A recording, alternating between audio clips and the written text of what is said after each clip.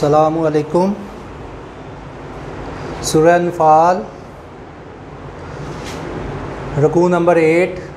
आयत नंबर 3 और 4। आज हम रुकू नंबर 8 की आयत नंबर 3 और 4 के बारे में पढ़ेंगे। तो सबसे पहले आयत नंबर 3, तो उसको पढ़ने से पहले इसका ज़रा रिव्यू, जो इसमें आयत नंबर 1 और 2 में जो आयात हैं उसके बारे में थोड़ा डिस्कस करेंगे। सूरह अनफ़ाल रुकू नंबर 8 आयत नंबर 1 में अल्लाह ने फरमाया कि काफिर जो हैं ये हरगिज़ ख्याल ना करें कि वो बाग निकलेंगे, वो अपनी चालों से हमको हरगिज़ आजिज़ नहीं कर सकते, यानी कि वो अपनी चालों से हरगिज़ मुसलमानों पर, यानी कि मुसलमानों को धोखा नहीं दे सकते, मुसलमानों पर कब्ज़ा नहीं कर सकते, मुसलमानों पर यानी कि मुसलमानों पर गलबा नहीं पा सकते। फिर अल्लाह ने फरमाया दूसरी आयत में कि जहाँ तक हो सके फ़ौज की जमीयत के ज़ोर से और घोड़ों को तैयार रखने से उनके मुकाबले के लिए मुस्तअद रहो, यानी कि किन के मुकाबले के लिए? काफिरों के मुकाबले के लिए मुस्तअद रहो, यानी कि आप फ़ौजी तैयारी का जो हुक्म है इसमें, यानी कि अगर मौजूदा सूरत हाल के लिहाज से देखा जाए तो ये कुरान मजीद में अल्लाह की तरफ से काम है कि दुश्मनों के ख़िलाफ़ हर वक्त मुसलमान जो कौम है वो फ़ौजी जो ताकत है वो पूरी रखें। तो ऐसे ही अल्लाह पाक ने यानी कि कुरान मजीद में फरमाया कि जहाँ तक हो सके फ़ौज की जमीयत के साथ और पले हुए घोड़ों के साथ उनके मुकाबले के लिए मुस्तअद रहो, ताकि इससे खुदा के दुश्मन और तुम्हारे दुश्मन और इसके सिवा वो दुश्मन जिनको तुम नहीं जानते बल्कि खुदा जानता है, हैबत बैठी रहेगी और खुदा की राह में जो तुम खर्च करोगे उसका तुम्हें पूरा पूरा अजर दिया जाएगा। यानी कि अल्लाह ने इसके दो फ़ायदे बताए हैं कि फ़ौज की तैयारी अपनी मुकम्मल रखो, किसके ख़िलाफ़? दुश्मनों के ख़िलाफ़। तो इसका बेसिकली 3 तरीके से फ़ायदा होगा कि एक तो तुम्हारे दुश्मन, ठीक है, उसके बाद अल्लाह के दुश्मन, ये 2 किस्म, और ऐसे दुश्मन जिनको तुम नहीं जानते खुदा जानते हो, खुदा जानता है, हैबत बैठी रहेगी, क्योंकि दिलों के राज जो है अल्लाह जानता है। जो गैब का जो इल्म है वो इंसान में यानी कि इंसान की यानी कि कुव्वत इस्तात में नहीं दिया गया, गैब का इल्म सिर्फ़ अल्लाह के पास है। तो इसलिए अल्लाह पाक ने इसमें उनका भी ज़िक्र किया जिनको तुम नहीं जानते, खुदा जानता है, हैबत बैठी रहेगी, यानी कि खुदा का खौफ, खुदा का डर जो है उन पर बैठा रहेगा। और फिर अल्लाह ने फरमाया कि किस चीज़ से बैठा रहेगा? कि अगर मुसलमानों की जंग की तैयारी मुकम्मल होगी, मुसलमानों के पास साजो सामान होगा, असला होगा, तो कोई भी कुफ़ार है, ठीक है, कुफ़ार की कोई कौम भी मुसलमानों से जंग करने की जुर्रत नहीं करेंगी। तो फिर अल्लाह पाक ने साथ ये फरमाया जो तुम खुदा की राह में खर्च करोगे उससे उसका तुम्हें पूरा पूरा अजर दिया जाएगा और तुम्हारा ज़रा नुकसान नहीं किया जाएगा। यानी कि तुम खुदा की राह में माल खर्च करते हो, जान का नजराना पेश करते हो, तो उसके बदले तुम्हें पूरा पूरा इसका अजर दिया जाएगा और तुम्हारा ज़रा नुकसान नहीं किया जाएगा। तो आज हम आयत नंबर 3 में पढ़ते हैं, तो उसमें अल्लाह ने आगे क्या फरमाया है?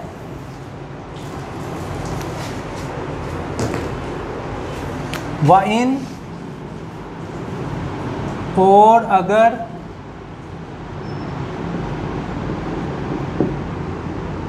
जाना हो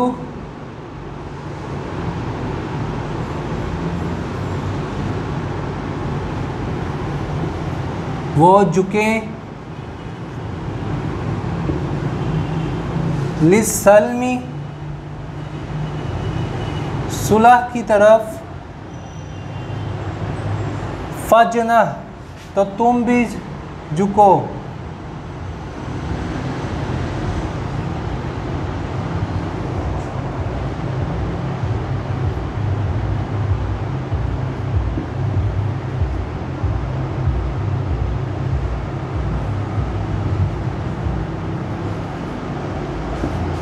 लहा लिस्सल्मी, इसे भी मैं काट देता हूँ ताकि आपको नज़र आ जाए, फजना,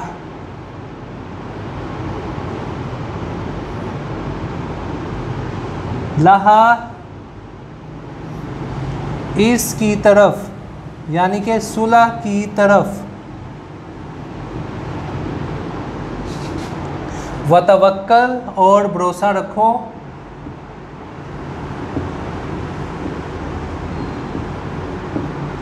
अल्लाही अल्लाह पर,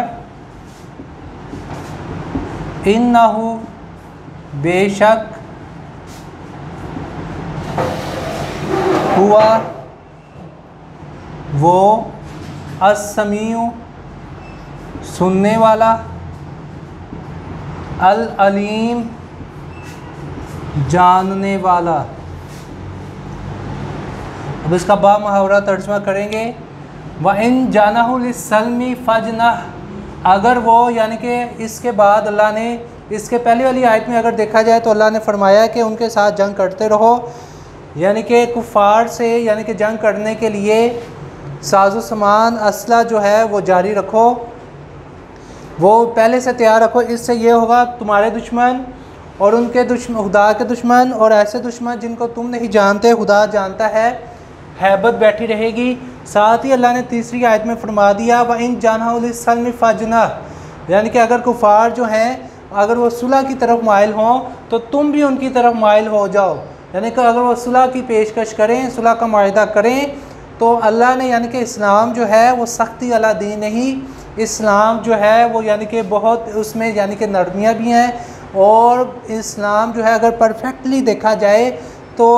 बनी नू इंसान की फ़ितरत के मुताबिक जो मज़हब जो उसकी इंसान की फ़ितरत पे अगर कहा जाए मेरे पॉइंट ऑफ व्यू के लिहाज से, तो इंसान की फ़ितरत में जो उतरने वाला मज़हब है, जो इंसान की फ़ितरत के मुताबिक है, तो वो मज़हब सिर्फ़ और सिर्फ पूरी दुनिया में कौन सा मज़हब है? मज़हब इस्लाम है। इसके अलावा कोई भी दीन ऐसा नहीं जो यानी कि इंसानी फ़ितरत के मुताबिक हो, और कोई ऐसा मज़हब नहीं जिसमें इतनी आसानियाँ हो, और कोई ऐसा मज़हब नहीं जिस पर अमल करके इंसान दुनिया और आखिरत में कामयाबी हासिल कर सके। तो बेसिकली अगर देखा जाए इस्लाम ही वाहिद एक ऐसा मज़हब है जिसके ज़रिए या जिस पर अमल पैरा होकर हम दुनिया में भी कामयाबी हासिल कर सकते हैं और आखिरत में भी कामयाबी हासिल कर सकते हैं, क्योंकि दीन इस्लाम जो है इसका बेसिकली अगर मौजू टॉपिक देखा जाए तो बनी नू इंसान है।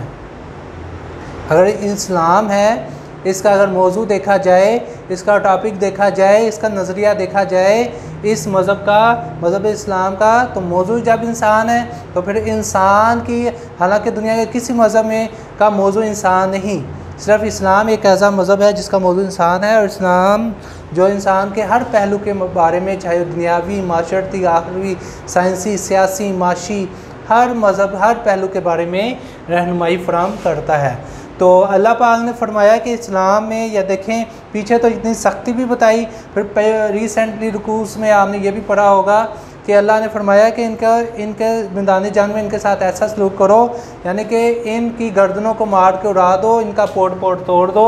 ये भी सलूक है। तो फिर साथ ही अल्लाह ने पाक ने ये भी देखो, अल्लाह पाक का ये भी कानून है कुरान मजीद में जिसको अल्लाह पाक ने बयान किया है, वाइन जानाहुलिस्सल्मी फजनह, अगर वो कुफ़ार लोग जो हैं वो सुलह की तरफ माइल हों तो ऐ मुसलमानों तुम भी सुलह कर लो, लहा उसकी तरफ, वतवक्कल अल्लाही, साथ जो तवक्कल है वो अल्लाह पे ही रखो, इन्नहु हुवल समीउल अलीम, बेशक खुदा जो सुनने वाला है और खुदा ही जानने वाला है। अगर वो सुलह की तरफ तुमसे माइल हों, सुलह करना चाहें, कुफ़ार मायदा करें, तो तुम भी अल्लाह के हुक्म से उनसे सुलह कर लो, अल्लाह और उसके नबी के हुक्म के मुताबिक, और खुदा पर भरोसा रखो। इन्नहु हुवस समीउल अलीम, बेशक खुदा सुनने वाला और खुदा ही जानने वाला है। व इन, और अगर, अब आयत नंबर 4,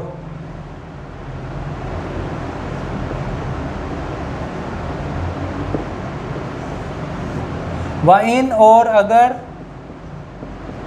युरीदु व चाहें,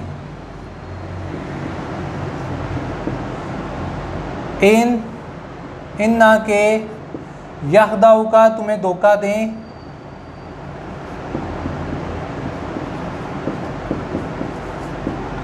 फ़इन्ना बेशक, हस्बुका काफ़ी है, अल्लाहु अल्लाह, हुवल्लाज़ी वही तो है, अय्यदा का मदद की या तक़वियत बख्शी, बिनसरी ही अपनी मदद से, वबिल मुमिनीन और मोमिनों से, और मोमिनीन की जमात से। आगे आयत नंबर 4 में अल्लाह ने बयान किया है कि वाइन युरीदू अन यखदाऊ का, अगर वो चाहें यानी कि सुलह करने के बाद, ठीक है, सुलह का मुआहिदा करने के बाद, अहद करने के बाद अगर वो चाहें कि तुम्हें धोखा दें, यखदाऊ का मीनिंग है तुम्हें धोखा दें, फ़इन्न हस्बुकल्लाहु, तो बेशक खुदा काफ़ी है, ठीक है, खुदा काफ़ी है, हुवल्लज़ी अय्यदका बिनस्रिही व बिलमुमिनीन, वही तो है जिसने अपनी मदद से और मोमिनों की जमीयत से तुमको तक़वियत बख्शी, यानी कि तुम्हारी मदद की। यानी कि पहली तीसरी आयत में अल्लाह पाक फरमा रहे थे कि अगर कुफ़ार जो है वो तुमसे यानी कि सुलह की तरफ माइल हों तो तुम भी उनकी तरफ माइल हो जाओ और खुदा पर भरोसा रखो, बेशक खुदा जो है सुनने और जानने वाला है। साथ ही अल्लाह पाक ने यानी कि अगली आयत में फरमाया कि ऐ मुसलमानों परेशान होना, क्योंकि कुफ़ार की फितरत में शामिल है कि वो धोखा बार बार मुसलमानों को देंगे। तो अल्लाह पाक ने फरमाया कि ऐ मुसलमानों अगर वो चाहें कि तुम्हें धोखा दें, फ़इन्न हस्बुकल्लाहु, तो बेशक खुदा काफ़ी है, खुदा तुम्हारे साथ है, वल्लज़ी अय्यदका बिनस्रिही व बिलमुमिनीन, वही तो है जिसने अपनी मदद से और मुसलमानों की जमीयत से तुम्हें तक़वियत बख्शी, यानी कि तुम्हें ताकत बख्शी। यानी कि अगर कुफ़ार जो हैं तुम्हें धोखा दें तो ए मुसलमानों, ए मोमिनों, यानी कि तुम मुसलमानों से मुखातब होते हुए अल्लाह ने कहा कि तुम परेशान हो ना, फ़इन्न हस्बुकल्लाहु, अल्लाह ने कितना अच्छा, देखो इसी अरशाद में सब कुछ समझ आ जाता है। फ़इन्ना हस्बुकल्लाहु, बेशक खुदा काफ़ी है। जिसे खुदा कह दे, जिन मोमिनों को, जिस मुसलमान को इस कायनात का मालिक कह दे, इस कायनात का बनाने वाला, जो दुनिया और आखिरत का, जो दुनिया का भी मालिक है, ठीक है, आखिरत का भी, पूरे जहां का,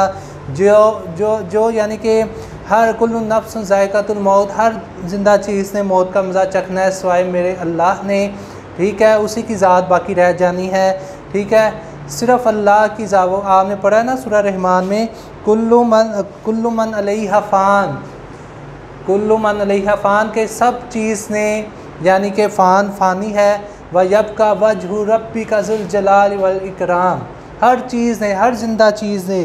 बल्कि ज़िंदा के अलावा बाकी भी जितनी चीज़ें, हर एक ने तबाह बर्बाद हो जाना है। वजब का वजहु रब्बिका ज़ुल जलाल वल इकराम, सिर्फ मेरे खुदा की ज़ात ऐसी है, रब की ज़ात ऐसी है जिसका जो नाम है, जो ज़ुल जलाल का, ठीक है, जिसकी शान बहुत अज़मतों वाली है, उसका नाम बाकी रह जाना है। बाकी सब के नामो निशान, बादशाहों के बादशाह जो हैं, जितने भी बादशाह, जितने सल्तनत के मालिक, जितने दुनिया के जो चौधरी बनते हैं, जितने ऐसे हैं, सब ने चले जाना है, सिर्फ़ एक नाम बाकी रह जाना है। वो किसका नाम है? अल्लाह का,